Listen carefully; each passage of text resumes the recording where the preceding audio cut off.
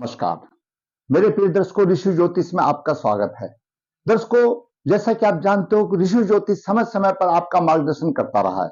आज के इस महत्वपूर्ण वीडियो में हम विचार करेंगे कि दसम भाव का स्वामी अगर पंचम भाव में हो तो ऐसा जातक कई विद्याओं का जानकार होता है, और पंचम भाव पर अशुभ प्रभाव हो तो संतान सुख में कहीं ना कहीं हानि होती है, और सप्तम भाव पर पाप प्रभाव हो तो कहीं ना कहीं दाम्पत्य जीवन में मधुरता की कमी आती है, और सप्तमेश और लग्नेश परस्पर दूसरे बार में हो तो कहीं ना कहीं दाम्पत्य जीवन में कलह का वातावरण बनता है। आइए विचार करेंगे क्या कहेगी जातक की कुंडली। यहां पर कोई भी लगन नहीं है, आपका लगन कोई भी हो सकता है। यहां पर जो भी राशि होगी, मेष होगी, वृष होगी, कोई भी राशि हो सकती है, कोई भी लगन हो सकता है। यह दसम भाव, यह कर्म का भाव है। आपकी कुंडली में कोई भी हो सकता है। दसम भाव का स्वामी, कर्म भाव का स्वामी इस पंचम भाव में होगा तो ऐसा जातक कई विद्याओं का जानकार होता है।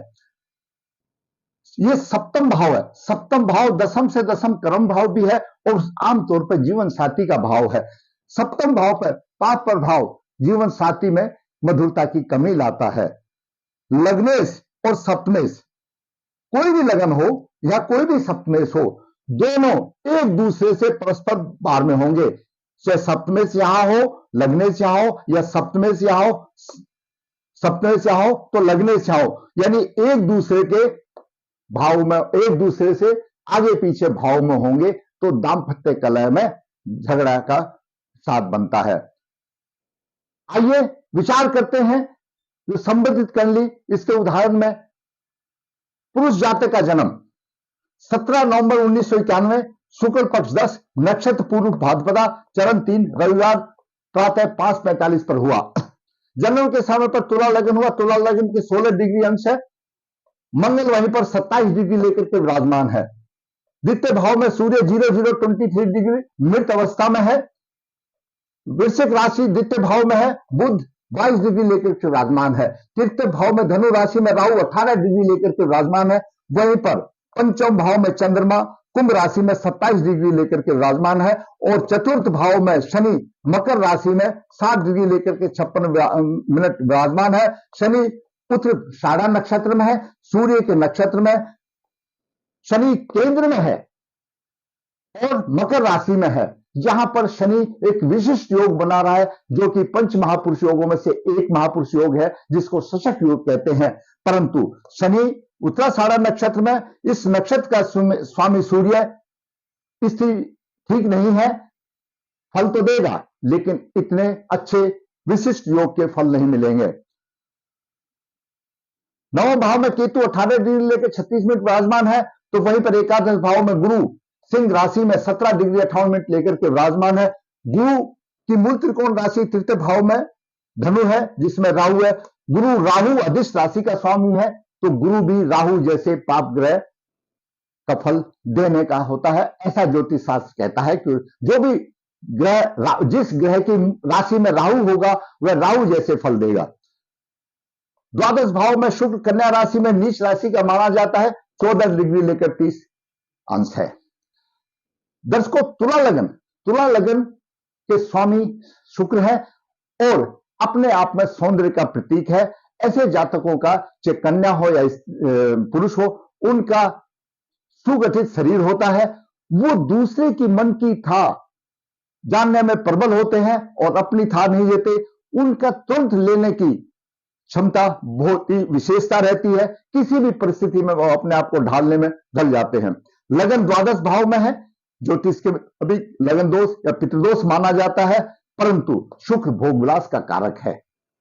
शुक्र द्वादश भाव में भी खुश स्थिति में है, भोग विलास का कारक है, और शुक्र से द्वादश गुरु है। धन योग अच्छा बनता है, धन की कोई कमी नहीं। द्वादश भाव में भी शुक्र भोग विलास देता है। परंतु यहां पर शुक्र किसी भी प्रकार से समाज में कभी अपमानजनक भी कार्य हो सकता है, उसको सतर्क रहना चाहिए। परंतु सम्यता के आधार पर वह जातक धनी होगा और सभी सुखों का भोगने वाला होगा। अब बात करते हैं सूर्य की। सूर्य जैसा मैंने बताया 00.23 मिनट लेकर के राजमा में सूर्य का कोई प्रभाव नहीं है, प्रभावहीन है। अब बात करते हैं चंद्रमा। दर्शकों, ये दसम भाव है। यहां मैंने बताया दसम भाव ये कर्म भाव है। कर्म भाव का स्वामी पंचम भाव में हो, ये कर्म भाव है। दसम भाव है, सम्मान का भाव है, व्यवसाय में प्रतिष्ठा, समाज में प्रतिष्ठा, स्वराज सरकार में प्रतिष्ठा और पिता के सुख का भाव है। इस दसम भाव का स्वामी, इसको कर्म भाव भी कहते हैं, इस कर्म भाव का स्वामी चंद्रमा पंचम भाव में है। पंचम भाव बुद्धि, शिक्षा, विवेक और संतान का है। तो अच्छी संतान, अच्छी बुद्धि, विवाह, कई प्रकार के उसको विद्याओं का ज्ञान होता है, कई किस्म की विद्या का ज्ञान होता है। बुद्धिमान तो होगा ही, संतान भी देने वाला होगा, अच्छे कर्म करने वाला होगा और माता का उसको पूर्ण सुख मिलता है। माता का उसको पूर्ण सुख रहा, राज पक्ष से भी सम्मान मिलता है और संतान का भी अच्छा सुख मिलता है। अब बात करते हैं मंगल की। मंगल सप्तमेश है और द्वितीय भाव का स्वामी है। सप्तम भाव का स्वामी है, द्वितीय भाव का स्वामी। मंगल अस्त है, मंगल प्रभावहीन है, कोई प्रभाव नहीं है। अब बात करते हैं बुध की। बुध नवम भाव का स्वामी है और द्वादश भाव का स्वामी है।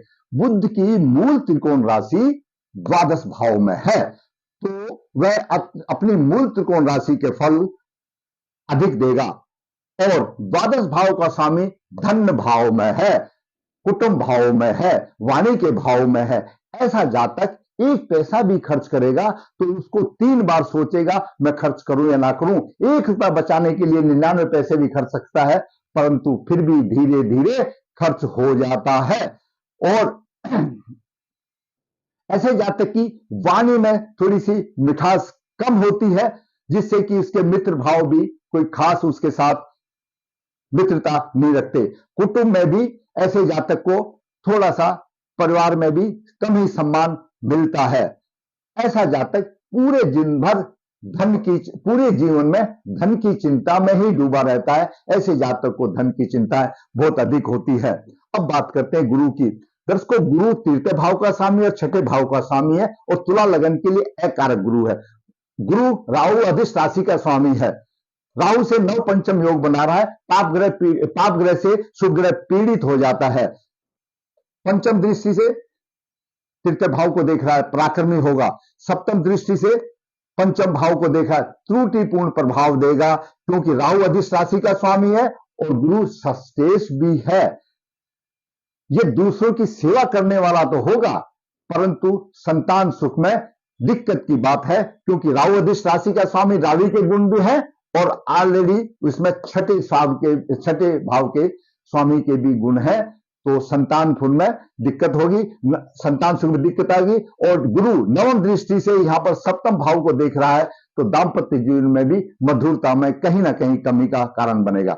अब बात करते हैं शनि की। दर्शकों, तुला लगन में शनि प्रबल योग कारक है, क्योंकि केंद्र का और त्रिकोण का स्वामी है। उसकी दोनों राशि अच्छी जगह पर है। मकर राशि केंद्र में है तो कुंभ राशि त्रिकोण में है। प्रबल योग कारक है और शनि अपनी राशि में है। शनि तीसरी दृष्टि से छठे भाव को देख रहा है, शत्रु का दमन करेगा। सप्तम दृष्टि से दसम भाव को देख रहा है। यहां पर सप्तम दृष्टि से दसम भाव को देख रहा है। माता के साथ तो बहुत अच्छा व्यवहार रहेगा, क्योंकि माता के उसमें, लेकिन पिता से थोड़ा सा मधुरता की कमी होगी। लेकिन सम्मान में किसी किस्म का कमी का दो नहीं होगा। ऐसे जातक को पूरा सम्मान मिलेगा। और दसम दृष्टि से लगन को उच्च दृष्टि से देख रहा है। लगन स्वयं का प्रतिनिधि है, लगन और लग्नेश स्वयं का प्रतिनिधि है। जातक को इतना ऊपर उठाएगा, कैसा जातक कुल का रोशन करने वाला होगा। सम्मान के हिसाब से उसको राज्य से सम्मान मिलेगा, समाज में सम्मान मिलेगा, परंतु पिता के साथ थोड़े से मतभेद रह सकते हैं और माता के साथ थोड़ा सा मधुरता अधिक होगी। माता और पिता के औसतन में प्रबल योग कारक है, ऊंचा उठाएगा। कि जितना मर्जी मेहनत करेगा, जातक ऊंचा उठता जाएगा और अपना मान सम्मान प्राप्त करेगा। बात करते हैं राहु की। राहु तृतीय भाव में अपने पुरुषार्थ से उन्नति करेगा। पंचम दृष्टि से सप्तम भाव को देख रहा है। यहां पर राहु सप्तम भाव को देख रहा है। सप्तम भाव में मेष राशि है, यहां पर कटुता मधुरता की कमी होगी। सप्तम दृष्टि से भाग्य भाव को देख रहा है, भाग्य की उन्नति होगी। और नवम दृष्टि से एकादश भाव को देख रहा है, तो आमदनी में उतार चढ़ाव का भी योग हो सकता है। अब बात करते हैं केतु की। केतु नवम भाव में है। नवम भाव में केतु भाग्य की हानि करेगा, बाधाएं करेगा, धर्म की हानि करेगा। ऐसा जातक अनुचित ढंग से अपना उल्लू साधने वाला भी हो सकता है, अपयश भी मिल सकता है ऐसे जातक को। केतु की पंचम दृष्टि लगन पर है, लगन में गर्माहट होगी। सप्तम दृष्टि तृतीय भाव को देख रहा है, पराक्रमी तो होगा, परंतु नवम दृष्टि से पंचम भाव को देखने में संतान के विषय में तकलीफ आएगी, संतान में प्राप्ति में परेशानी आएगी। अब बात चलते हैं हम अपने उद्देश्य की तरफ। हमारे वीडियो का मोटो था, हमारा वीडियो का टाइटल था, हमारा सब्जेक्ट था कर्म भाव का स्वामी पंचम भाव में हो।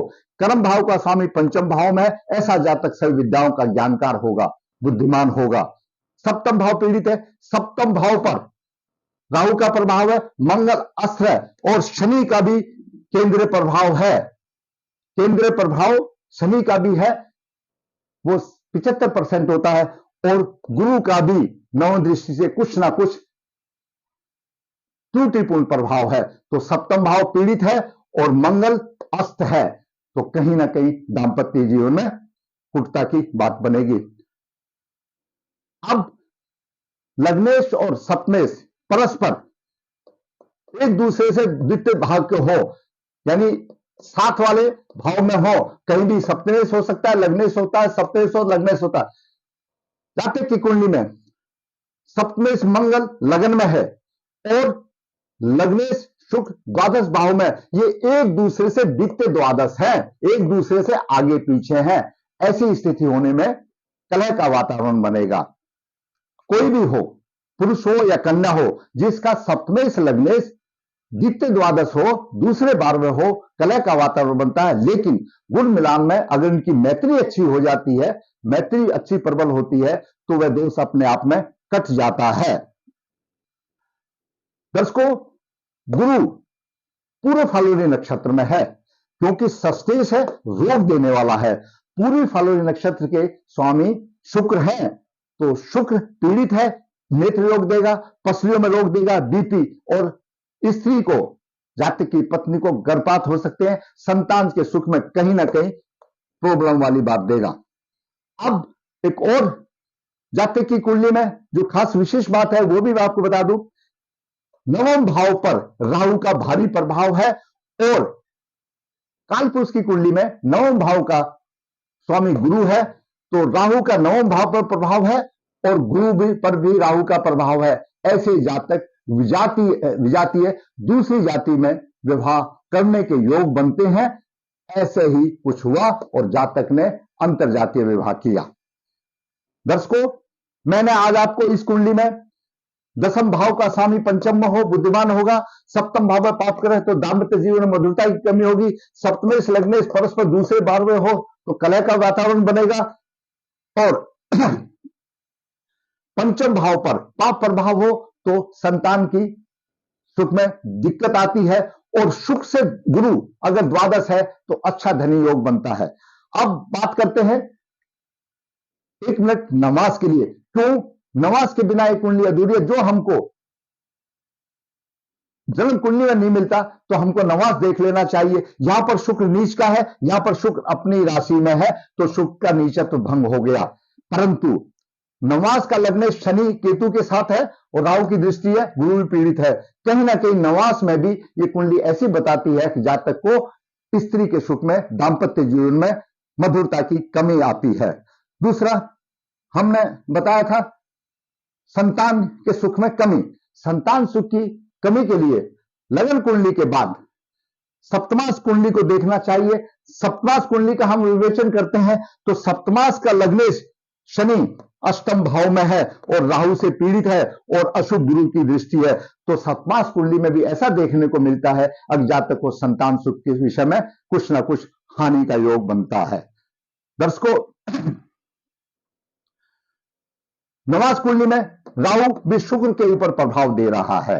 तो ये ग्रहों की इस प्रकार की स्थिति है कि कहीं ना कहीं दाम्पत्य जीवन में अशुभता, मधुरता का कारण, मधुरता नहीं मिलने का कारण बनता है। मधुरता नहीं मिलेगी, कटुता रहेगी, कहीं ना कहीं झगड़ा विषाद की बात होती है। अब बात करते हैं दशा की। अभी जातक की बुध की महादशा चल रही है, जो 18 जुलाई 2017 से 18 जुलाई 2034 रहेगी। बुध की महादशा में शुक्र की अंतर्दशा दिसंबर 2020 से 23 तक रही। उसके बाद मंगल की दशा 2026 से 27 तक आएगी। 16 जनवरी 26 से 14 जनवरी 27 तक मंगल की दशा आएगी, और राहु की दशा 14 जनवरी 27 से 29 तक आएगी। क्योंकि मंगल तो अस्त है और राहु प्रॉब्लम क्रिएट है। इसके अलावा जब भी गोचर में या और दशाएं अंतर्दशाएं में, ग्रहों की दशाएं प्रत्यंतर दशा में जब भी अशुभ दशा आएगी, तो जातक को दाम्पत्य जीवन में मधुरता की कमी का महसूस होगा। अब बात करते हैं उपाय की। हमने आपको संबंधित कुंडली में दोस्तों बता दिए, उपाय की बात करें। सबसे पहले पितृदोष है, पितृदोष निवारण करना चाहिए, कि चंद्रमा की और केतु की शांति करानी चाहिए। और पितृदोष के साथ साथ जातक को, क्योंकि जातक की शादी हो चुकी है, संतान की प्राप्ति के लिए नाग बलि करना भी अच्छा रहेगा। इस प्रकार से जातक को इन दोषों के शांति और उपाय करने से सूर्य को रोजाना उदय होते हुए को जल देना अनिवार्य है, क्योंकि सप्तमेश अस्त है। विधिवत सूर्य को रोज अनिवार्य है, और सूर्य निमित्त कारत करने भी अनिवार्य है, और मंगल के निमित्त कारक जो कर्म है वो भी अनिवार्य है। अवश्य जातक की राह आसान होगी। दर्शकों, मैंने इस छोटे से समय में, छोटे से वीडियो में आपको 5-6 योग जो कि रूटीन में आते हैं, काफी कुंडलियों में इस तरह से आते हैं, मैंने उदाहरण दे करके आपको नवास और लगन कुंडली का भी आपको एग्जाम्पल दिया। आपका लगन कोई भी हो, आपकी कुंडली में इसी तरह से है, तो आप अपनी कुंडली का विवेचन करा लेना चाहिए। दर्शकों, मैंने अपने ज्ञान शास्त्रों के अनुसार आपका मार्गदर्शन करने की कोशिश की। दर्शकों, जैसा कि मैं हर वीडियो में बताता हूं कि ऋषि ज्योतिष नर्मदा जी के तट के नजदीक है। यहां पर काल सर्पदोष, पितृदोष पूजा और आयोजन की जाती है। जिसको कराना है संपर्क कर सकता है। ऋषि ज्योतिष हाथ से पत्रिका लिखता है, पूरी जीवन का निचोड़ कर देता है। 30-35 पेज हाथ से लिखी हुई पत्रिका हो जाती है। जो लिखाना चाहता है, इच्छुक होता है, जिंदगी भर कोई परेशानी भुगतने की जरूरत नहीं, अच्छा मार्गदर्शन हो जाता है। ऋषि ज्योतिष कन्या अभिभावक के लिए गुण मिलान बिना किसी शुल्क के व्हाट्सएप करके अभिभावक की राह आसान करता है। जो फायदा उठाना उठा सकता है। ऋषि ज्योतिष वास्तु शास्त्र में भी पीछे नहीं, जिसको जरूरत है वो संपर्क कर सकता है। अंत में फिर कहूंगा, दर्शकों, मैंने अपनी तरफ से आपका मार्गदर्शन करने की कोशिश की। अगर आप ये समझते हैं कि आपका मार्गदर्शन हुआ है और आपके लिए ये वीडियो लाभप्रद है, तो आप मेरा वीडियो लाइक अवश्य करें, आप मेरा वीडियो शेयर अवश्य करें। जिसने चैनल सब्सक्राइब नहीं किया, मेरा चैनल सब्सक्राइब करें, ताकि मेरा मनोबल ऊंचा हो और इसी प्रकार मैं वास्तविक कुंडलियों के विश्लेषण करके आपका मार्गदर्शन करता रहूं। धन्यवाद।